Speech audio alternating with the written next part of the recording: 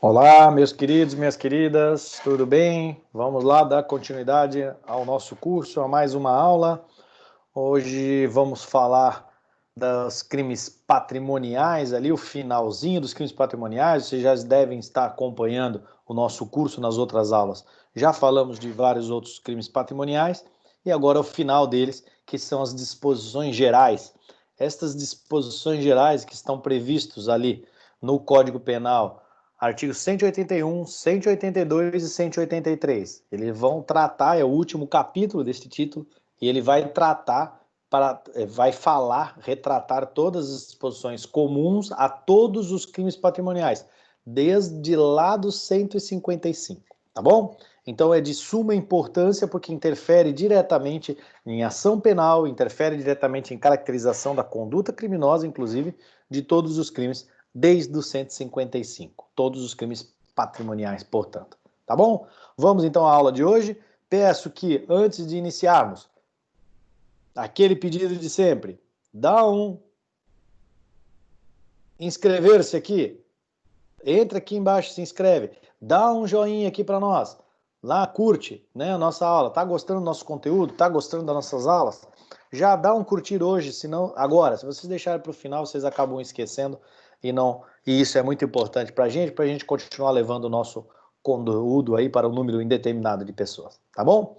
Ao final da aula, convido todos a ficarem até o finalzinho da aula, que no final, como já é de costume, tem uma dica de ouro importante para concurso público, uma questão que cai bastante em concurso, interfere na análise de um caso, eventualmente que vocês forem trabalhar, seja a profissão que esteja envolvendo ali o direito penal, e precisa dessa dica, precisa saber disso. Então fiquem comigo até o final para a nossa dica de ouro, ok?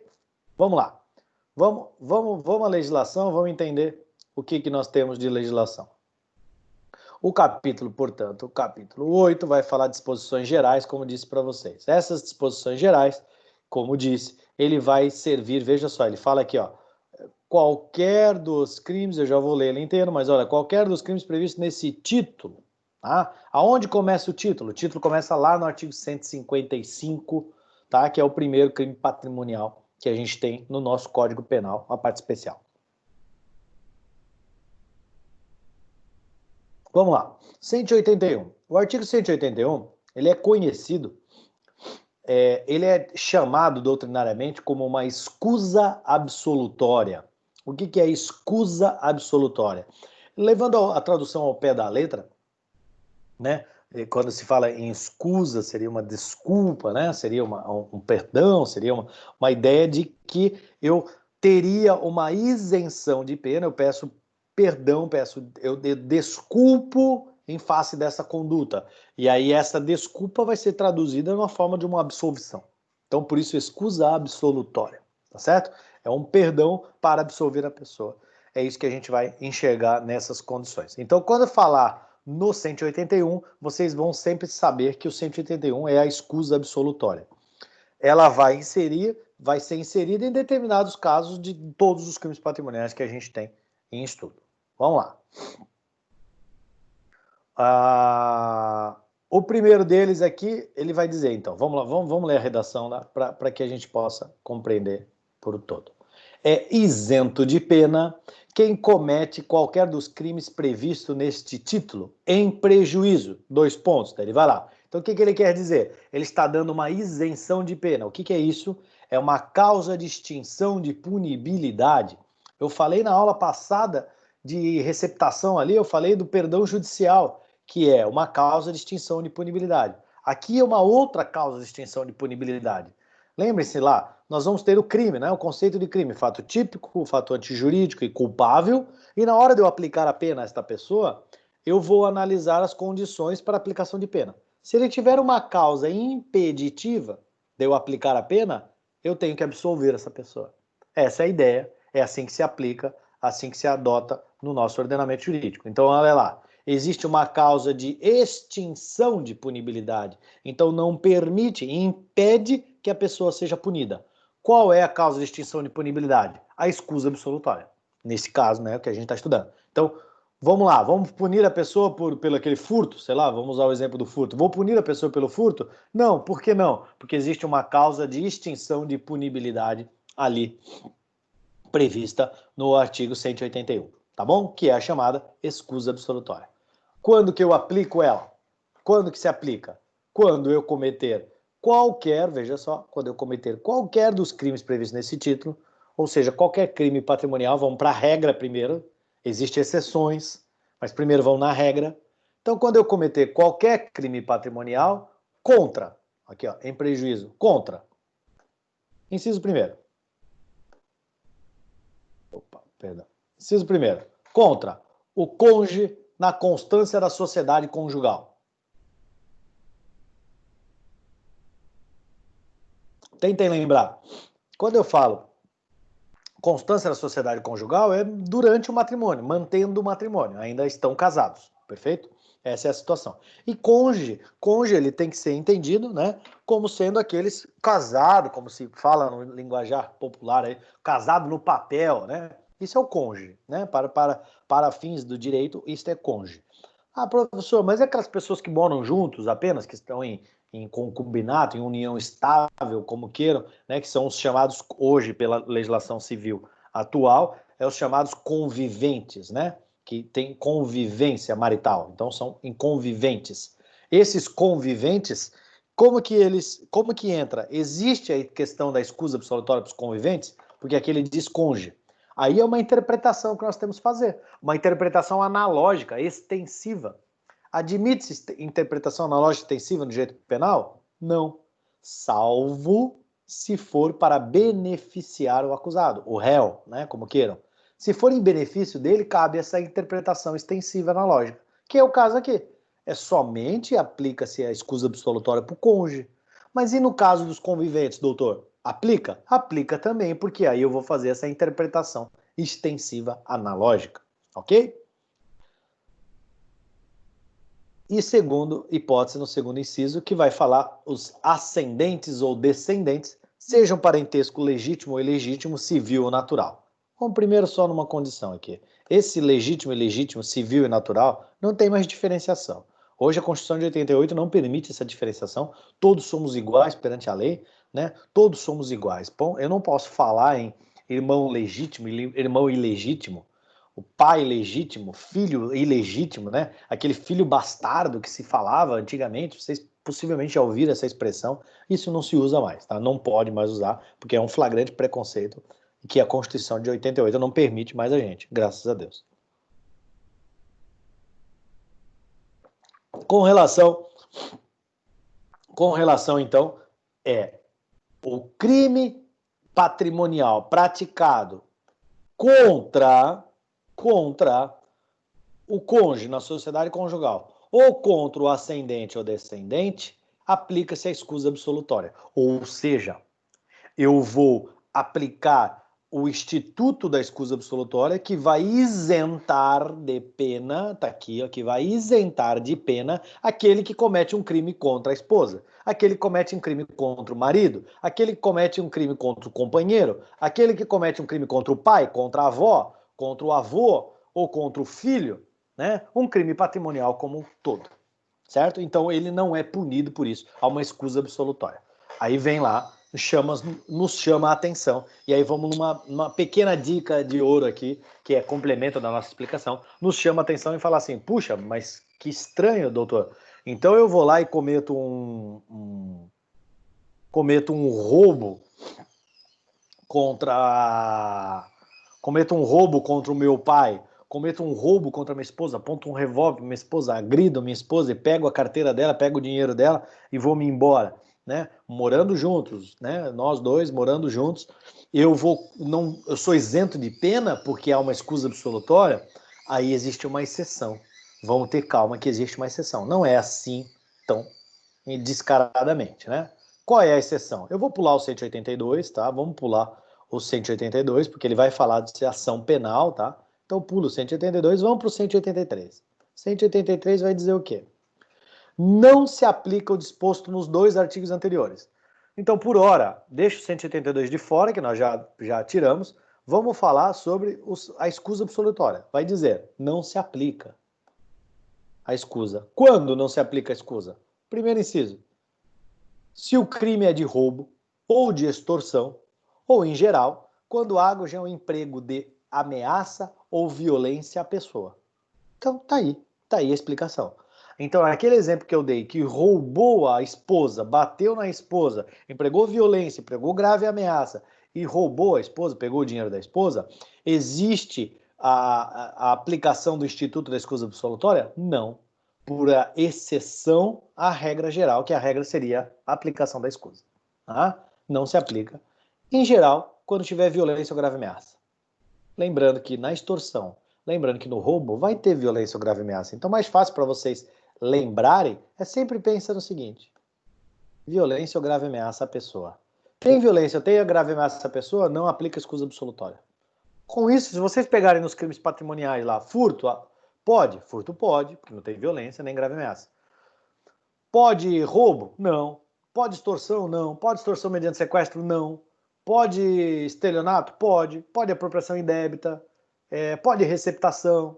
Daí tudo isso pode. Daí tudo isso pode, que quer dizer pode? Pode aplica-se a escusa absolutória. Tá bom? Mais uma exceção que não aplica a escusa absolutória. Ao estranho que participa do crime. Né? Ao estranho que participa do crime. É bem engraçado falar o estranho. Ele não precisa ser estranho, pode ser uma pessoa normal. O que é o estranho? O estranho é o terceiro que participar do crime. Então a escusa absolutória ela é aplicável a mim. Naquele exemplo que eu dei a vocês, eu roubar a minha esposa, a escusa absolutória é aplicada a mim, em relação à minha esposa. Mas se estou eu e um amigo, batemos na minha esposa, pegamos dinheiro e vamos embora. Para mim, né, não aplica a escusa absolutória, perdão. Não vamos falar num furto. Se eu vou lá e furto a carteira da minha esposa, para mim aplica a escusa absolutória, porque é um crime sem violência, sem grave ameaça contra o cônjuge na constância do casamento. Perfeito. E esse terceiro que está comigo? Para ele não se aplica. Por que não se aplica? Por causa da exceção do 183, inciso 2º. Não se aplica ao terceiro que participar do crime. Ok? E finalmente, o inciso 3º vai dizer o quê? Se o crime é praticado contra a pessoa igual ou superior a 60 anos. Esse foi inserido pelo Estatuto do Idoso, né? Que é a Lei 10.741, ali, de 2003, que acabou inserindo a questão do idoso nessa condição. Então vamos lá. Se eu cometer um roubo contra o meu pai, meu avô, que certamente teriam mais de 60 anos, vamos lá, no meu contexto, o roubo já não permite a escusa absolutória. Tudo bem, já está afastado. Mas e se eu cometer um furto? Né? Se eu cometo um furto, uma apropriação indébita, né? Um estelionato, talvez, contra o meu avô, poderia aplicar a escusa porque não tem violência, não tem grave ameaça. Nesse quesito, aplicaria a escusa absolutória. Agora vamos lá. No tocante a o avô ser mais de 60 anos, só a título de exemplo, claro, ser mais de 60, meu avô já é falecido até, infelizmente, meus dois avós, então, o avô já com mais de 60 anos, não se aplica a escusa absolutória por força do Estatuto do Idoso, tá? Ele está lá no 183, inciso 3º ali, mas foi inserido para o Estatuto do Idoso. Então, a gente vai se socorrer do artigo 183, a exclusão da escusa absolutória em face de ser idoso. Essa é a ideia. Está aqui, inciso 3º, como falei a vocês. Tudo bem? Então vamos lá, recapitulando. Escusa absolutória vai isentar de pena, é uma causa de extinção de punibilidade aplicável a qualquer dos crimes previstos neste título, ou seja, a qualquer dos crimes patrimoniais. Sempre que for um crime cometido contra o cônjuge, na sociedade conjugal, ou contra o ascendente e descendente. Só não é aplicável se o crime tiver violência ou grave ameaça contra a pessoa, não se aplica a escusa. Para a terceira pessoa que participar do crime em concurso de agentes, também não se aplica. E se o sujeito passivo, a vítima, for idoso, com 60 anos de idade ou mais, também não se aplica a escusa absolutória. Essa era o resumo que a gente poderia fazer aí da questão da escusa. Muito importante a questão da escusa absolutória, tá? Certamente vocês já se depararam com algumas condições de que um pai, o filho usuário de droga, e infelizmente é o cenário que a gente mais vê. O filho usuário de droga e acaba por diversas vezes furtando as coisas dentro de casa e vendendo para comprar droga. Então assim, por que o pai não chama a polícia? Por que o pai não faz alguma coisa com o filho e tal? Porque não tem o que fazer no sentido criminal. Né? No sentido criminal não tem o que fazer, porque a pena, ele é isento de pena, tá? Porque existe uma escusa absolutória. Cabe abrir um parênteses aqui só para explicar alguma coisa, uma questão mais técnica, prática. Tá? Vamos lá. Na praxis jurídica, como é que eu uso essa escusa absolutória? Em que momento que eu uso essa escusa? Em que momento que ela entra dentro de um processo? A bem da verdade seria o seguinte: houve um inquérito policial, houve um flagrante delito, não importa. Esse flagrante ou inquérito é encaminhado ao Ministério Público, o Ministério Público, em suma, bem superficial, claro, ele vai avaliar a existência do crime, indício de autoria e materialidade, vai oferecer a denúncia. Vai ter o processo, o acusado vai ser citado, vai ter o processo, tudo bonitinho, a audiência, a instrução, tudo. Lá no final, na hora da sentença, o juiz, na hora de aplicar a sentença, ele vai analisar a culpabilidade, ele vai analisar as circunstâncias todas do delito e todas as condições, se existem causas excludentes de licitude, existem as discriminantes putativas, né? E as causas excludentes de extinção de punibilidade. Então vamos lá. Ao avaliar tudo isso, ele vai condenar a pessoa pela prática do crime e ele vê que existe uma causa de extinção de punibilidade, qual seja a escusa absolutória, que foi o filho que furtou do pai, exemplo. Então existe uma escusa absolutória. O que o juiz faz daí? Absolve, dá uma sentença absolutória, ele é absolvido desse crime praticado, porque existe uma causa de extinção, de impedimento de punição, né? Uma extinção de punibilidade, que é a escusa absolutória. Aí o juiz usa o artigo 181 para absolver o acusado desta prática do furto cometido e imputado contra ele. Tá bom? É assim que funciona. Agora vamos lá. Existem tantas outras circunstâncias e situações que, por questões de eu sou um que defendo piamente isso, né?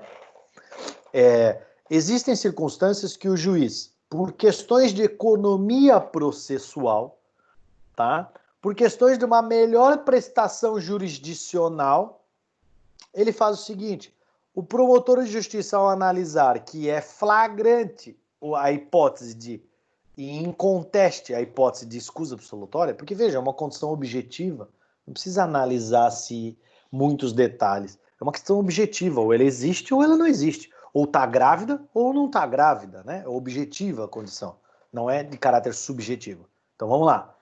O promotor analisou, vendo que é caso de extinção de punibilidade por força da escusa absolutória, poderia muito bem, e pode, muitos promotores até fazem, fazer uma promoção ministerial, uma manifestação, dizendo para o juiz: olha, requer o arquivamento do feito, porque é presente a causa de extinção de punibilidade.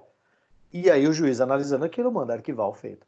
Por quê? Porque, considerando que essa causa já está presente, para que eu vou ter o processo até o final, gastar dinheiro do judiciário, tempo de todos, tempo é dinheiro, time is money, já sabem disso, para chegar ao final e ter uma sentença absolutória. É praticamente inócua a resposta ao seu jurisdicionado nesse sentido.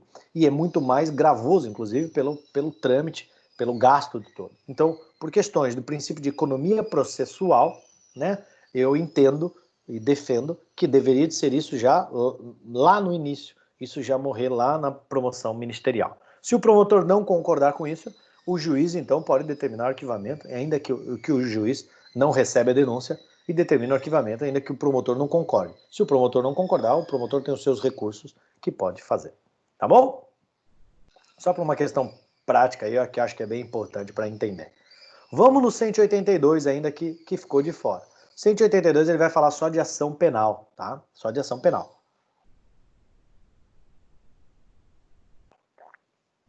Nós temos só um senãozinho de uma outra matéria, do estelionato, mas vamos lá. Somente, ele diz, somente se procede mediante representação. Então quer dizer o quê? Que a ação penal é pública condicionada. Lembram? Temos 3 tipos de ação penal. Artigo 100 do Código Penal tem e no Código de Processo também tem. Então, ação penal pública, ela se divide em pública condicionada e pública incondicionada, e temos ação penal privada. Ação penal pública incondicionada é a regra geral. Todos os crimes é pública e incondicionada, perfeito? Quando não for, há uma exceção. A legislação vai falar sobre a exceção. Está aqui a exceção. Ela está dizendo no 182. Ele diz, ó, somente se procede mediante representação, quer dizer, os crimes passam a ser pública condicionada à representação, se o crime previsto nesse título, então a todos os crimes patrimoniais, for cometido em prejuízo do, inciso primeiro, do cônjuge, desquitado ou judicialmente separado. Na verdade, não se usa mais esse termo, porque não existe mais desquite e não, tampouco separação judicial, né? Hoje, se existe divórcio direto. Mas existe ainda no Brasil muitas pessoas que estão ainda separadas judicialmente.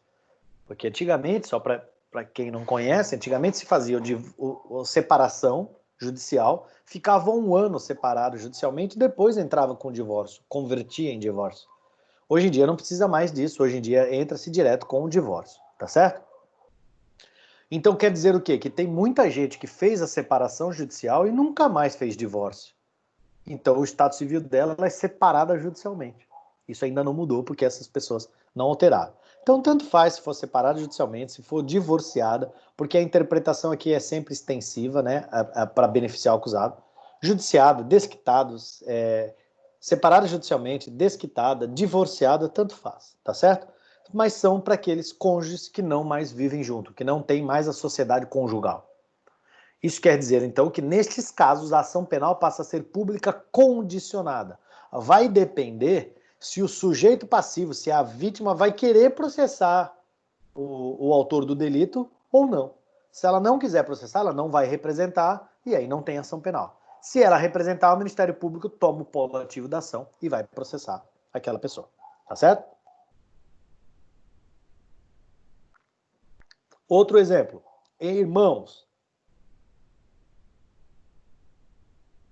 Entre irmãos, essa ideia de legítimo e ilegítimo também não tem mais, aquela explicação que eu falei há pouco com relação à Constituição Federal de ter tirado isso. Então, irmãos são irmãos, não interessa esse negócio de legítimo e ilegítimo. Então, entre irmãos, a ação também é pública condicionada à representação.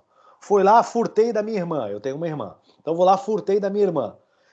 Furtei, sei lá, a carteira da minha irmã. Só vai ter processo se a minha irmã representar, dizer, quero processar meu irmão. Né? Pela questão de serem irmãos e tal. E a terceira hipótese, no inciso 3, são tio ou sobrinho que coabitam, que morem juntos. Tem que coabitar, tem que morarem juntos. Eu tenho sobrinhos, por exemplo, tenho 3 sobrinhos, mas os meus sobrinhos não moram comigo, então não serve. Tem que ser tio ou sobrinho que morem juntos. Eventualmente um sobrinho vem morar comigo, vamos dizer. Então se o meu sobrinho ou eu furtar do meu sobrinho, ou meu sobrinho furtar de mim, aí vai depender de representação, porque moram juntos. Ainda que por um pequeno período, morou junto aí por 3 meses, 1 ano, não importa, tá bom? Aí coabitavam naquele momento do fato delituoso. Nessas 3 hipóteses, então, entre tio e sobrinho que moram juntos, entre irmãos e entre cônjuge que estão separados da sociedade conjugal, a ação penal é pública condicionada à representação. Fora estes casos, volta para a regra geral. Qual é a regra geral? Pública e incondicionada. Tudo bem? Pública e incondicionada. Cuidado, só que lá no estelionato houve uma mudança legislativa recente que passou a ser pública condicionada também. Mas daí está lá na minha aula de estelionato. Convido vocês a acessarem aqui no nosso canal a aula de estelionato e pegar essa explicação. Tá bom? No entanto, entenderam que é pública condicionada à representação. E o restante é incondicionado. No entanto, o 183 faz uma ressalva. E ele vai dizer o quê? Lembra? Nós já lemos o 183. Hoje ainda, né? Ele vai dizer o quê? Não se aplica nos 2 artigos anteriores. Então, não se aplica essa mudança de ação penal. Não está dizendo o 182 que a ação é pública condicionada? O 183 o 183 vem para dizer assim, ó, não é pública condicionada. Não aplica essa exceção. Por que não aplica? Quando? quando tiver emprego de violência ou grave ameaça à pessoa, para a terceira pessoa que participar do crime, ou se o sujeito passivo for idoso, maior de 60 anos. Né? Para essas três hipóteses, não se aplica essa mudança de ação penal. Se não se aplica essa mudança de ação penal, ela volta para a regra geral. A regra geral qual é? Pública e incondicionada. Portanto, se o crime for com violência ou grave ameaça, se o crime for, se a terceira pessoa que participar do crime, ou se a vítima for pessoa idosa, com 60 anos ou mais, a ação penal, independente do crime praticado, patrimonial, claro, ela é pública e incondicionada. Tá bom? Entenderam? Ele faz, aqui faz a exceção, o 182 faz a exceção da regra geral e o 183 cancela a exceção e devolve para a regra geral. É isso. A exceção é que é pública condicionada e o 183 vem e apaga essa exceção, devolve para a regra geral. Qual é a regra geral? Pública incondicionada. Portanto, só para ficar um exemplo mesmo para condensar essa explicação.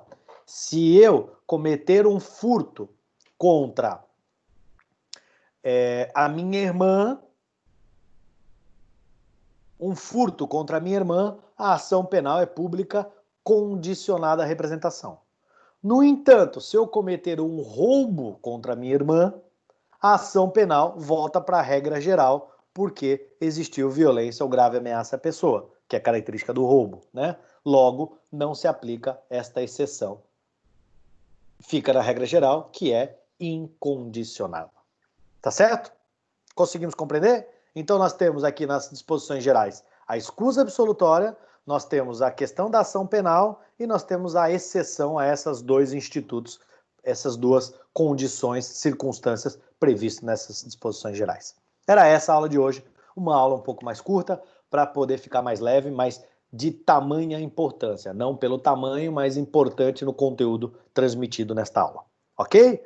Vamos para a dica de ouro, aquela que eu prometi para vocês? Questão de concurso é batata. Eu tinha um professor que falava, é batata, vai cair na prova, batata que vai cair na prova. É batata que vai cair no concurso público.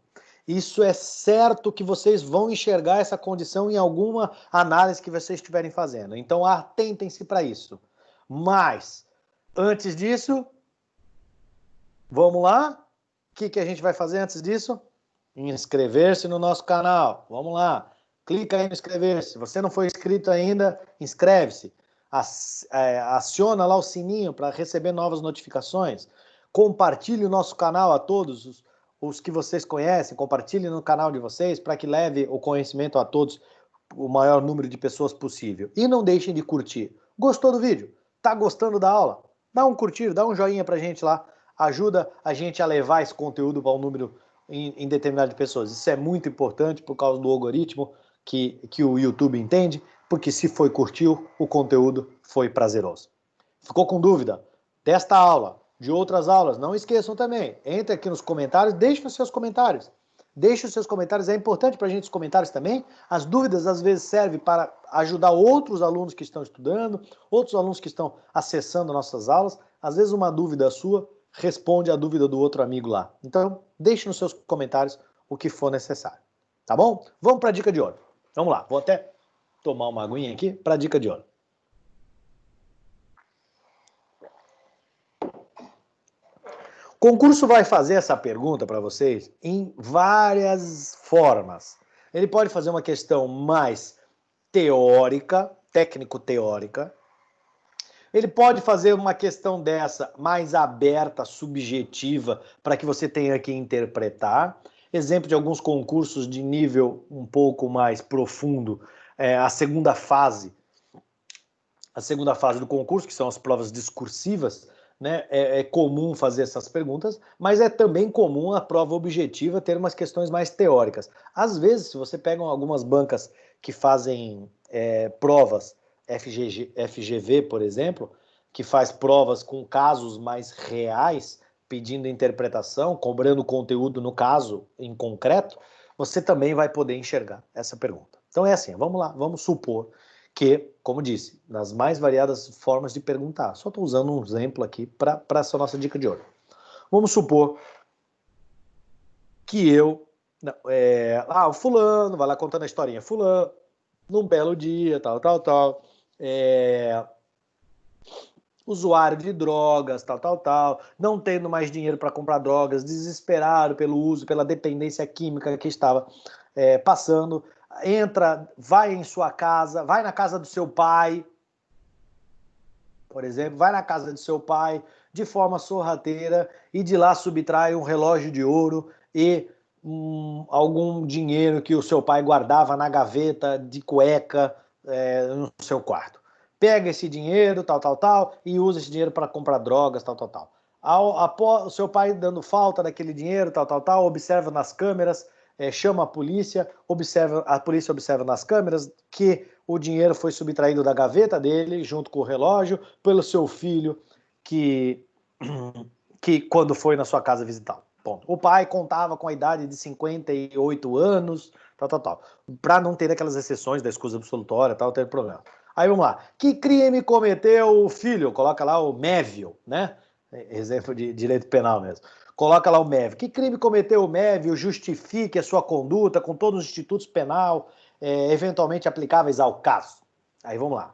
Prova discursiva, por exemplo, pode ser de X, ele vai te dar as alternativas para responder. Você vem babando. O que você vai responder? Muito comum isso, tá? O Mévio não comete crime nenhum, vez que cometeu um... Você é técnico, você sabe toda a matéria. Mévio não comete crime nenhum, vez que a sua conduta foi contra o seu pai, que tinha apenas 58 anos de idade, então não está dentro das exceções lá do 183. É um crime de furto que também não tem violência, não tem grave ameaça, logo é aplicável ao caso a escusa absolutória disposto no artigo 181 do Código Penal brasileiro, que vai isentar de pena, sendo, portanto, uma causa de extinção de punibilidade, aquele que comete um crime de furto contra o seu ascendente. Ponto. Essa é a explicação. Perfeita explicação que você respondeu, mas a questão vai estar errada. Aí vem lá, o gabarito é errado. Putz, como eu errei a questão? Por que você errou? Qual é a dica? Qual é a pegadinha? A pergunta diz que crime cometeu fulano, o Mévio, justifique. E você disse que o Mévio não comete crime nenhum por força da escusa absolutória. Tá errado. Olha lá. Vou de novo voltar na lei aqui, só para vocês acompanharem. Olha o que diz a escusa absolutória. Essa frase aqui explica. É isento de pena. É uma causa de extinção de punibilidade. Não isenta o crime, não exclui a tipicidade da conduta. Isenta a pena. É uma extinção, uma causa impeditiva de punição, de aplicação de pena. Mas não causa de excludente de ilicitude, deixar de ser crime. Veja, a lei até fala, é isento de pena quem comete qualquer dos crimes. Então, camarada, comete um crime. Esse crime, ele é um fato típico, um fato antijurídico, um fato culpável. Então, ele cometeu um crime. Agora, ele não é punido por este crime. Então, se você responder lá no Mévio que ele não comete crime nenhum porque ele está agasalhado pela escusa absolutória, está errado. Ele comete crime sim, o crime de furto, qualificado, sei lá, vai justificar o furto. No entanto, se você quiser completar e mostrar conhecimento numa prova técnica, no entanto, não lhe é aplicado pena por força de ele desenvolver a sua conduta agasalhada na isenção de pena prevista pela escusa absolutória, que é uma causa de extinção de punibilidade. Aí sim, aí tua resposta perfeita. Tá? Então, atentem-se a isso. Comete crime? Sim, comete crime. Mas ele não é punido por isso. É uma causa de extinção de punibilidade e não é uma excludente da tipicidade ou antijuridicidade. Tá certo? Essa era a dica que eu tinha que falar. Importantíssimo. Cai em muito concurso. Vocês vão ver isso muitas vezes na prática. Tá bom?